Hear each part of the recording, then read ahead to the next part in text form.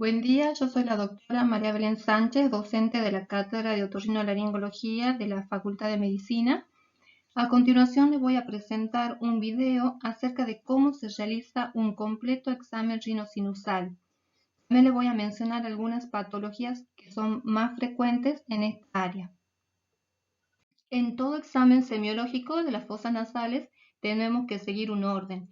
Esto comprende un interrogatorio, la inspección y la palpación, la rinoscopía anterior, la posterior, que actualmente está en desuso por la presencia de los métodos endoscópicos que se usan actualmente. También tenemos métodos complementarios como la radiología, la tomografía o la resonancia magnética, que se la utiliza en ciertos casos. En todo interrogatorio tenemos que hacer hincapié sobre todo en el motivo de consulta que presenta el paciente, ya sea acerca cuándo ha comenzado, por qué empezó todo, cuándo comenzó, y también hacer hincapié en los antecedentes familiares, laborales y de la vivienda del mismo. Esto nos orientaría acerca de qué patología presenta el paciente. Bueno, cuando vamos a explorar las fosas nasales, lo tenemos que hacer tanto en la parte externa como en la parte interna de la nariz. Debemos necesitar una luz frontal directa, adecuada, y siempre comenzamos haciendo una inspección y una palpación de la pirámide nasal y de toda la región mediofacial. En la inspección, ¿qué hacemos? Valoramos la piel y las partes blandas como están, si hay tumefacción, si hay edema o hiperemia. Luego vamos a ver la forma de la nariz, o sea, si esta tiene deformidades, laterorriñas, nariz en silla de montar, como se ve en la imagen, o secuelas de traumatismo o de cirugía o tumores. Se debe inspeccionar la base de la nariz. Esto nos permite que nosotros veamos si hay simetrías y permeabilidad de las narinas. También tenemos que ver el movimiento de las alas nasales para determinar si el paciente tiene o no algún tipo de colapso alar. Bueno, en la palpación, ¿qué hacemos? Acá vamos a buscar puntos dolorosos, ver si el paciente tiene edemas y también líneas de fracturas en el caso de traumatismo. La rinoscopía anterior, esto es una exploración que se realiza todos los días en un consultorio de otorrinolaringología y nos permite ver el tercio anterior de la fosa nasal y la región valvular. Necesitamos una adecuada luz frontal, espéculos que pueden ser nasal tipo Killian, Voltolino de Bacher o Palmer, y en los lactantes y niños que son más pequeños podemos utilizar el otoscopio en lugar del espéculo nasal. Entonces, ¿cómo se realiza la rinoscopía anterior? Me tengo que colocar frente al paciente, colocando primero una mano en la cabeza para poder movilizarla y la otra sostengo el espéculo. El espéculo entra en forma cerrada hacia la fosa que quiero explorar. Trato de no tocar tabique para no producir dolor y una vez que está colocado lo voy abriendo lentamente, así poder visualizar las estructuras como vestíbulo nasal, corneta inferior o medio, tabique, techo de fosas nasales, aspecto de la coana, secreciones, ya sea si es unilateral, bilateral, el aspecto de la misma, y también patologías como pólipos, tumores, cuerpo extraño, etc. La rinoscopia posterior actualmente es un examen que está en desuso porque se utilizan los métodos endoscópicos. Sirve para explorar tanto la región posterior de las fosas nasales, el cavum o la rinofaringe. Esta técnica requiere de gran colaboración por parte del paciente y también una experiencia por parte del explorador. ¿Cómo se realiza? Bueno, primero, para elevar el velo del paladar, coloco una sonda fina tipo Nelaton y con una mano voy a deprimir la lengua y con la otra voy a introducir un espejito por detrás que rebase el velo del paladar y de esta manera voy a poder visualizar la parte posterior de las fosas nasales. Voy a ver la forma de las coanas, hay imperforaciones, los cornetes, el orificio tubárico, el borde posterior del tabique y también puedo llegar a ver ciertos tumores, pólipos, angiofibromas, etc. Bueno, en la endoscopía se utilizan fibroscopios flexibles o rígidos y también necesito de la presencia de una fuente de luz. Yo con la endoscopía puedo observar todas las estructuras de la cavidad nasal que no puedo ver con una rinoscopía anterior, como por ejemplo el complejo osteomiatal o el receso esfenoidal, lo puedo ver con una endoscopía. Yo a continuación les voy a mostrar un video donde se ve cómo se explora una fosa nasal y cada una de las estructuras del mismo tienen sus nombres indicados.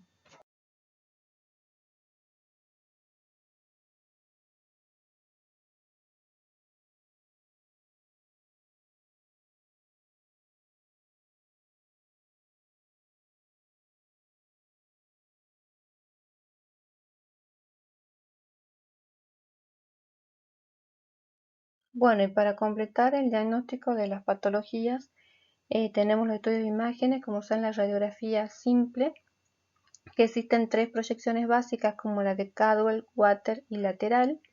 La principal ventaja que presentan las radiografías que son de bajo costo y de baja tasa de radiación en comparación con la tomografía, pero se las solicita en ciertas circunstancias, como que no se la tiene que pedir siempre, sino en ciertos casos puntuales.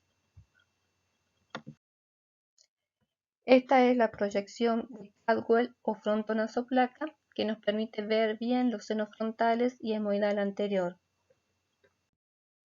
Esta es otra proyección de Waters o mentonasoplaca, a donde se ve bien los senos maxilares y parte del etmoide.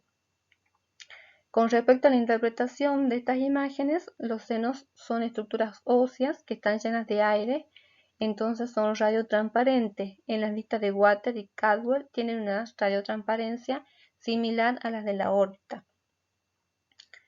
Pero bueno, esto por ahí va a variar si el paciente tiene o no desarrollado los senos, como por ejemplo en los niños, todavía los senos no se desarrollan hasta cierta edad.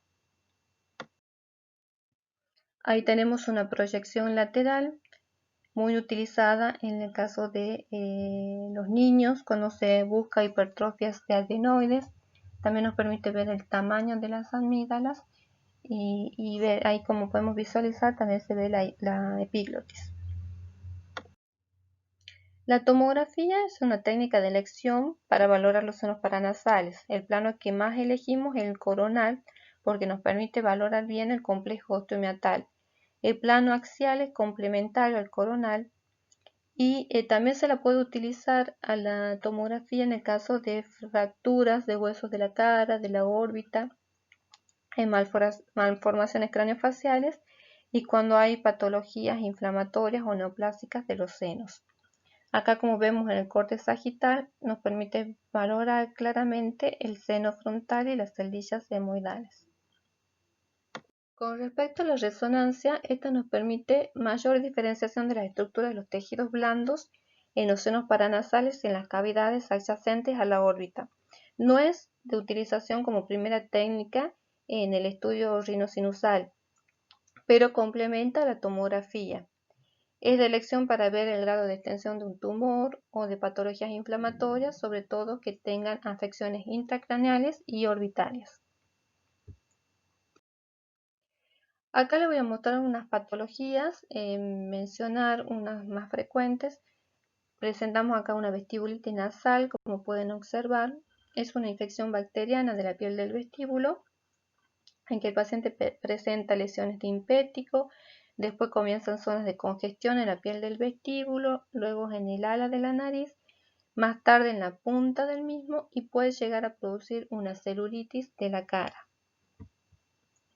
como se ve en la imagen.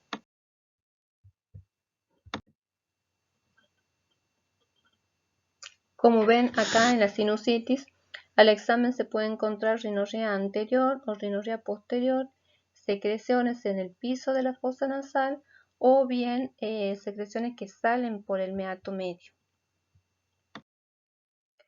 A la palpación, los pacientes tienen algias que pueden ser generalizadas cuando se hayan comprometido todas las cavidades paranasales o bien localizadas y solamente afecta un seno. Con respecto a los puntos dolorosos, donde los buscamos en la fosa canina y depresión infraorbitaria para el seno maxilar, en los huesos propios y ángulo infrainterno de la órbita para las celdillas hemoidales y en la escotadura supraorbitaria y ángulo suprainterno en el caso del seno frontal.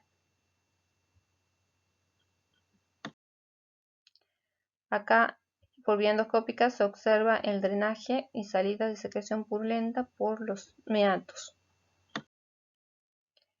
Pero si bien la sinusitis, el diagnóstico de la misma se realiza en la mayoría de los casos por la clínica y el examen físico, no precisa la realización de ninguna técnica para su confirmación diagnóstica, pero en muchos casos sí se la solicita, por ejemplo, en pacientes que tengan sinusitis persistente, recurrentes o sinusitis complicadas, ahí se solicitan las radiografías. ¿Qué podemos encontrar? Una opacificación del seno sin destrucción ósea, niveles hidroaéreos o bien engrosamiento de la mucosa mayor a 4 milímetros, que ya serían criterios diagnósticos.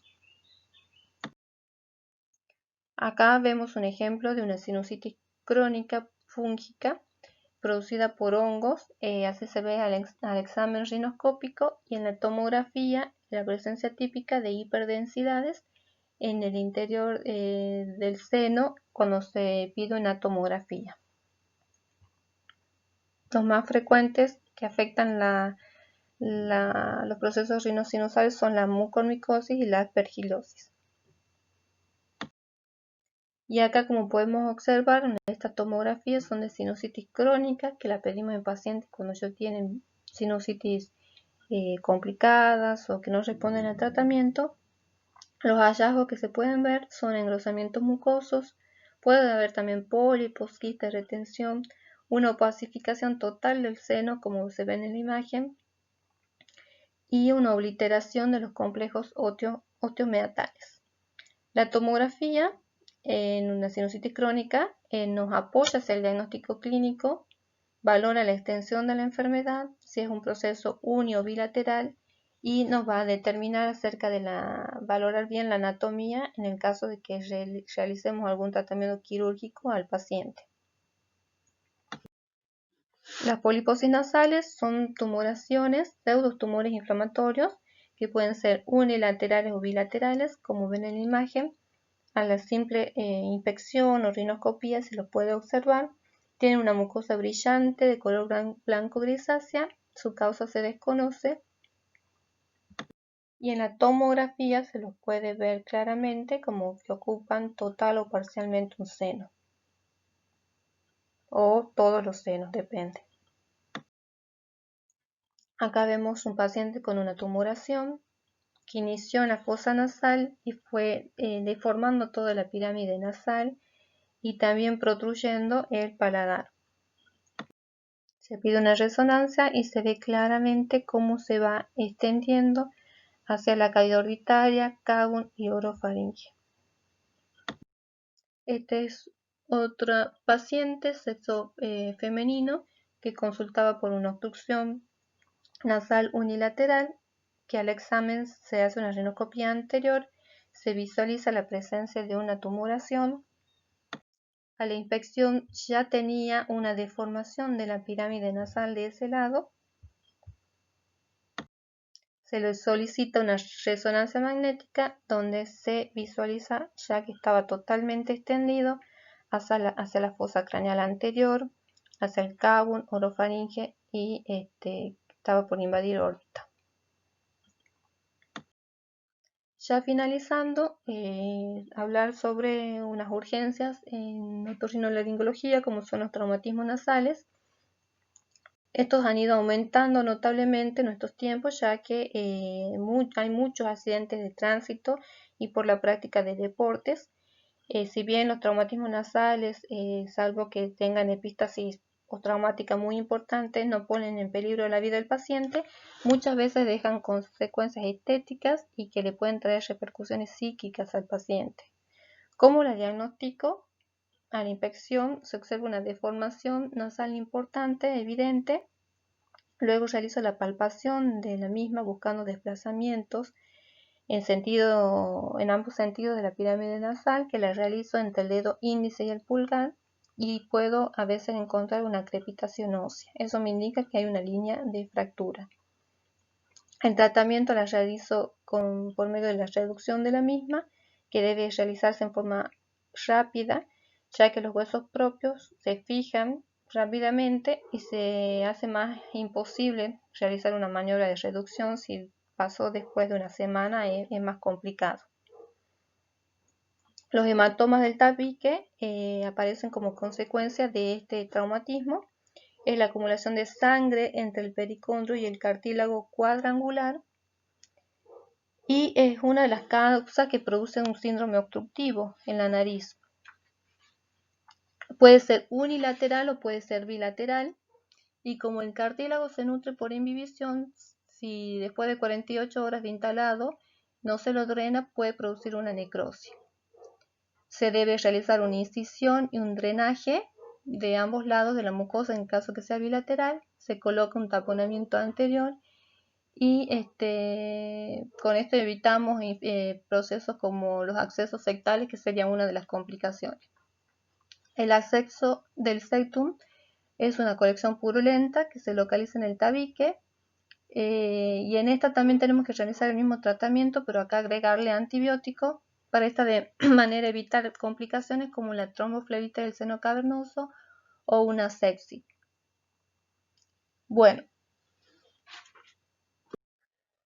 acá pedimos radiografía perfil de huesos propios donde se ve la presencia del trazo de fractura, y si queremos completar el mismo pedimos una tomografía.